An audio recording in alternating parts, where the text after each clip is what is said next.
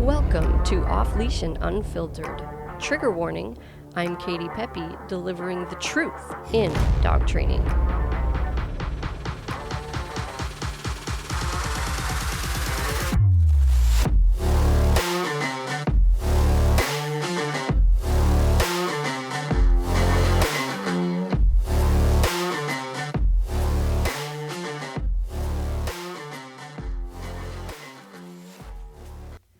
Hey everybody, Katie Pepe of Diamond K9 Dog Training. Welcome back to another episode of Off Leash and Unfiltered.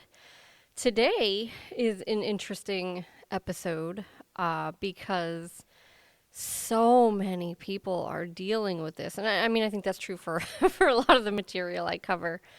But this is sort of a high emotion topic that really impacts our performance as humans. It's not easy to deal with. And what I'm talking about is judgment. So this is a really common question, you guys, that I get all the time. Everybody wants to know, how do you deal with those people? How do you deal with those people that judge you, whether it be a complete stranger? Because believe it or not, people feel entitled to give you their opinion, even though you have no idea who they are and don't care what they think. A complete stranger, a friend, people at the office, coworkers, and worst of all, family. Sometimes even very immediate family, like spouse or significant other, which is crazy that some people are living in a household where they're trying so hard to achieve these goals with their dogs and change behaviors, and it's an uphill battle because the other person who's supposed to be supporting them and helping them achieve these goals with the family dog is opposed to the techniques, the tools, strategies, whatever the case may be. So how do you deal with judgment? It sounds like a complicated question, and like maybe there's a different answer for like each scenario, right? Whether it's someone you know, someone you don't know, and it's really not to me. But I think this comes a lot easier to me, so than it does to some people, because I really truly just give zero shits what anybody thinks. I give zero shits what any of you think about me. So no offense. I want to be helpful. I want to be an ally to people. My customers are dear to me. I care very much about them. But if somebody doesn't like me personally, or they don't like what I do, what I teach, I don't care. Like, I do not care at all. So don't listen. Don't watch. Don't visit me. I don't care. And I think that is obviously the best answer, is to just not care. But that's a lot easier said than done, right? So let's talk about what you can do.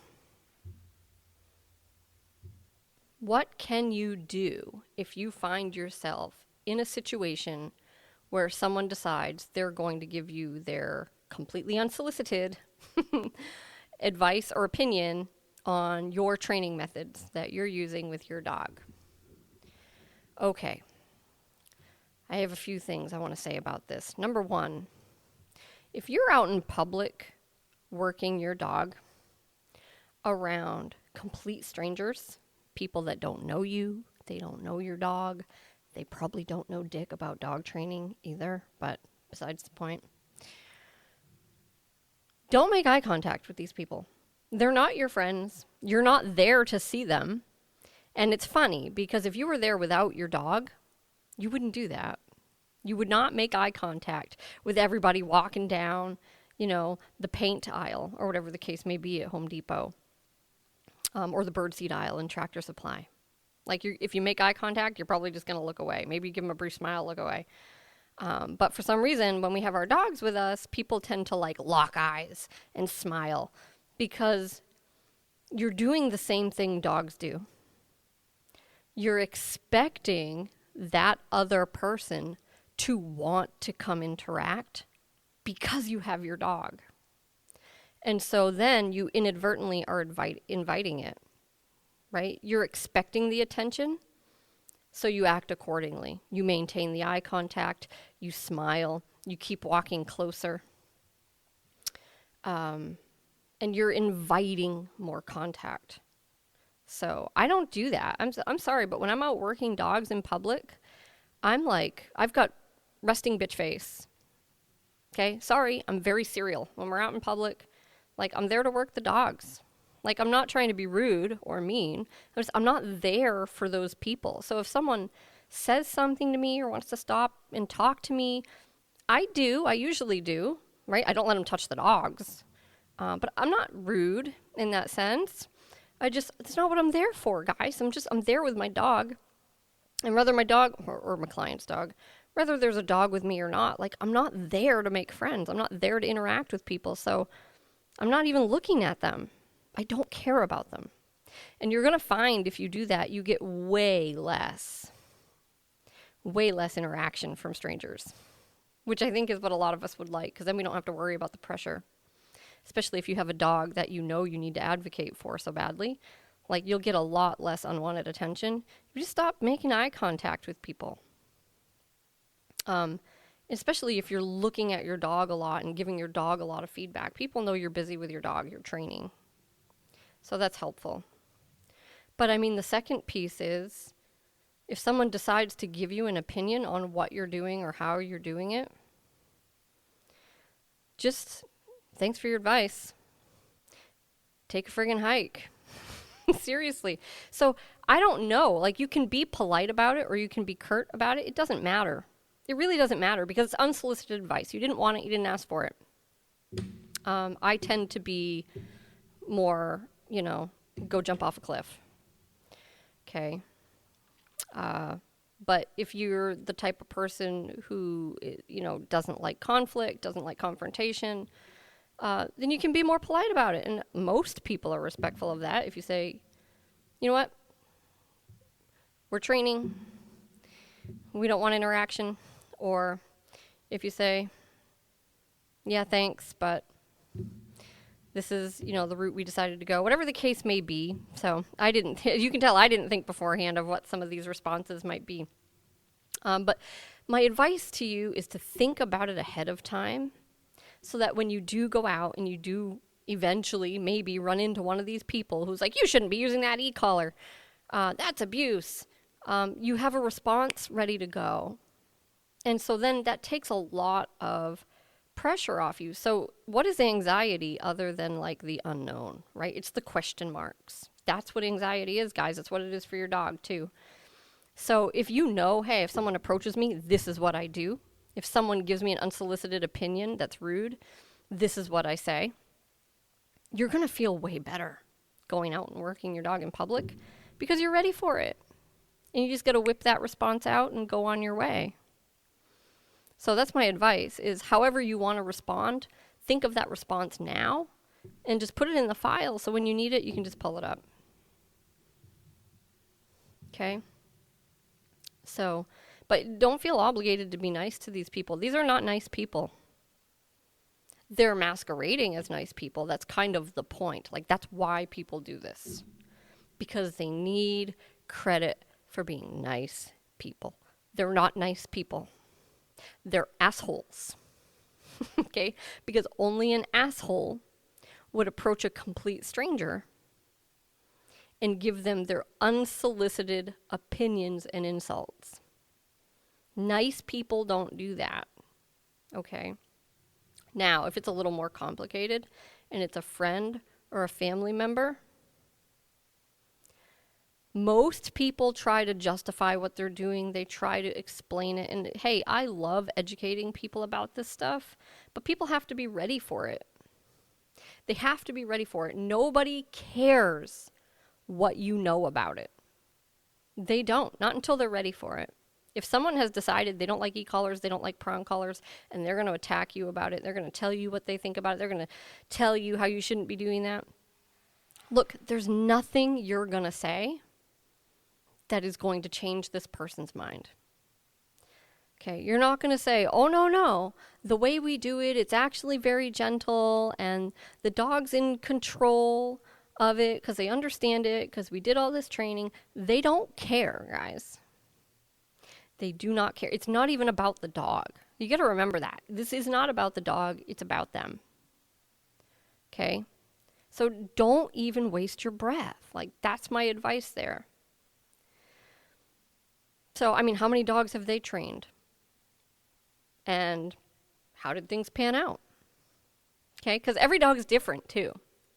So one thing that really pisses me off, I'm sorry, but more than anything in the world, is like when someone's like, well, my dog, like we never had to do that. And it's like, good for you. Good for you. Maybe you had a different dog, which is very likely, right? Because they're all different. But you know what's even more likely is they had different standards. More likely they didn't have any standards. So most people teach their dog, how to sit, how to come back when called, but then they never expect it.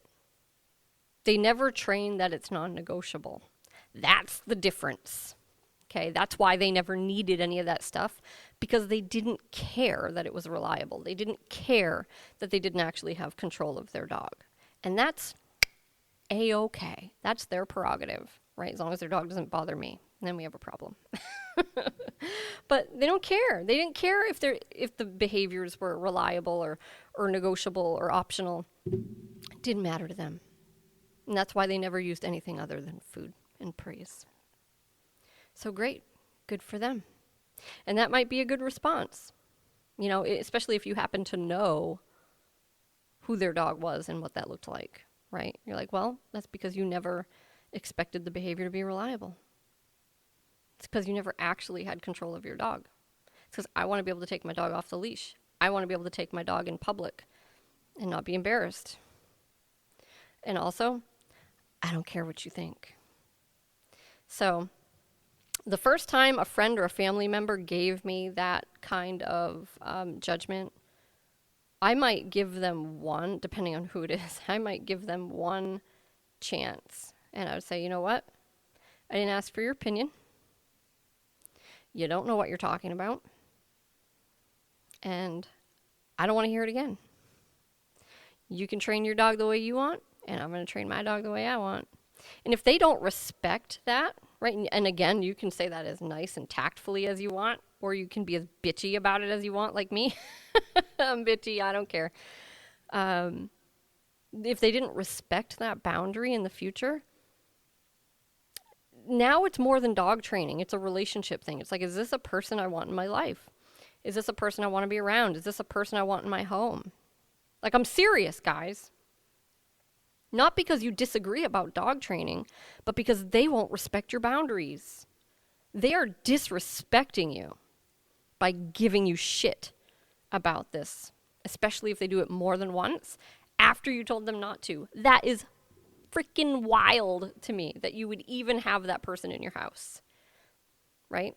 It's no different than if someone criticized me for how I parent my child. Good, get the fuck out. Like, I don't need that. This is not your rodeo. Okay? So, and I know this doesn't come really easily to a lot of people. But I do really believe that there's some real true opportunity there for some personal growth. You don't have to be bitchy if you don't want to be bitchy, but you do have to stand up for yourself. You have to stand up for yourself. You have to stand up for what you believe in.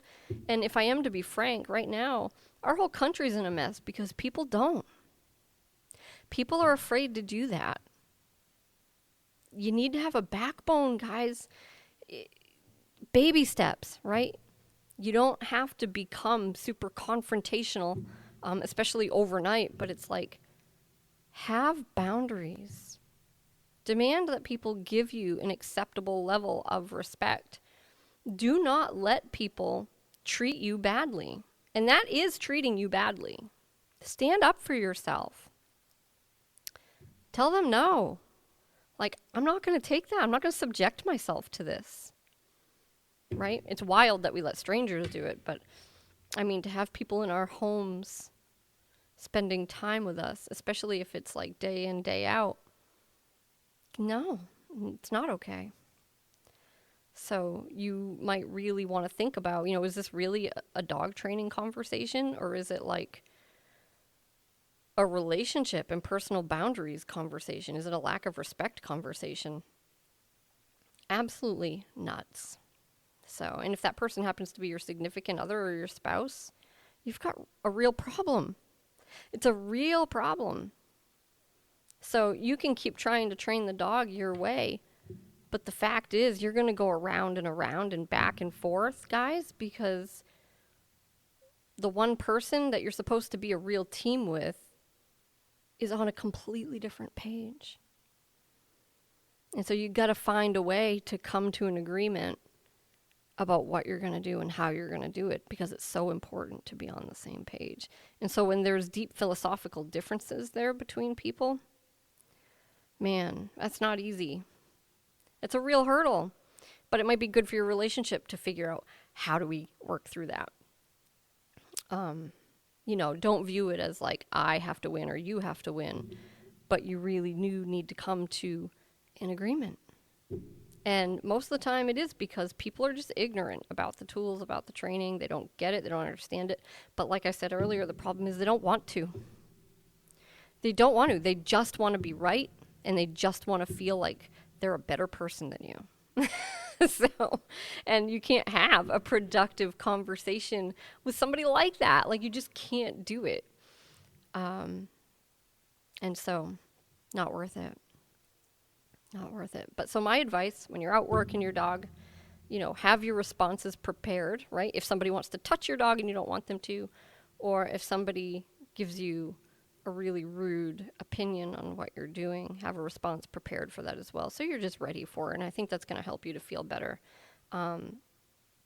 Be conscious of how you're inviting people maybe to come interact, because you're making prolonged eye contact and smiling, and you're paying more attention to them than you are to the dog, right? It's the same exact thing that we teach our dogs not to do.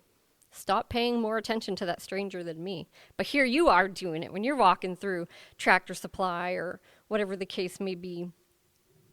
You're paying more attention to that stranger than you are to the dog, and that's why they come over and interact. So,